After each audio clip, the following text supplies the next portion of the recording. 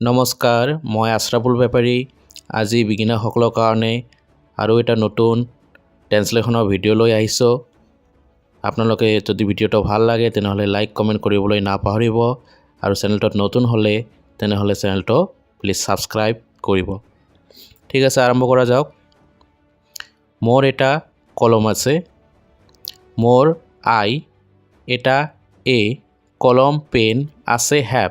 ইয়াত আমি মোৰ ইংৰাজী মাই লিখিব নোৱাৰিম, গতিকে উত্তৰটো হ'ব আই হেভ এ পেন। কি হ'ব শুদ্ধ উত্তৰটো? আই have a pen.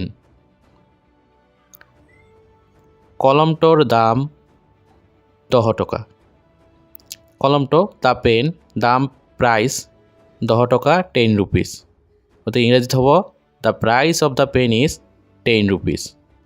The price of the pen is 10 rupees। তেওঁৰ এজনী ভনী আছে।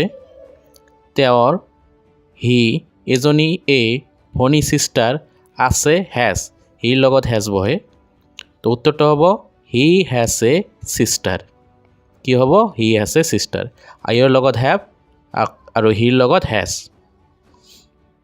তাইৰ নাম সীতা। তাইৰ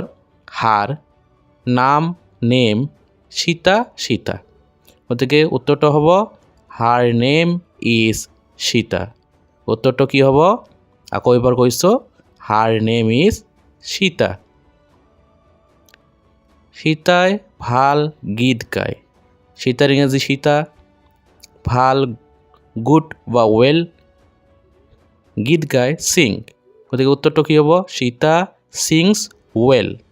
গুড এডজেক্টিভ হয় আগত বহে আৰু ৱেল এডভাৰ্ব হয় পিছত বহে। তাই ভাল নাচে।